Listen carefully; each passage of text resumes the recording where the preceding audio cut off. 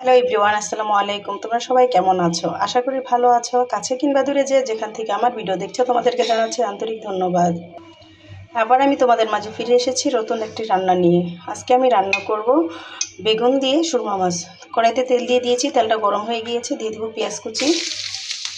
পেঁয়াজটা ভেজে নেব। পেঁয়াজটা ভাজা হয়ে গিয়েছে, এখন দিয়ে দেবো টমেটো। টমেটো ভেজে নেব। টমেটো ভাজা হয়ে গিয়েছে, দিয়ে দেবো হলুদ, মরিচ, ধনিয়ার গুঁড়ো একসাথে। দিয়ে দেবো কিছুটা গরম পানি। মশলাটা ভালো করে কষিয়ে নেব। মশলাটা কষানো হয়ে গিয়েছে, কত সুন্দর কালার এসেছে দেখেছেন তো।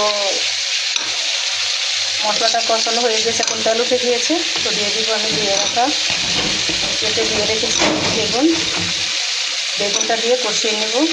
বেগুনটা কষানো হয়ে গিয়েছে, দিয়ে দিব পরিমাণ মতো গরম পানি।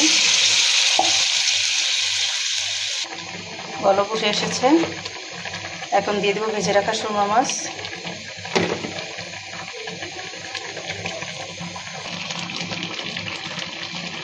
এখন দিয়ে নিয়ে দিব ধনিয়া পাতা কুচি।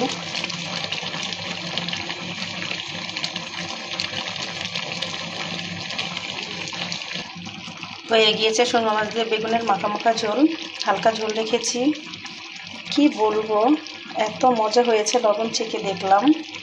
তো যারা খেয়েছো তো খেয়েছো, আমার যেসব ভালোবাসার আপুরা এখনও ওইভাবে রান্না করে খাওনি, তারা ট্রাই করে দেখতে পারো।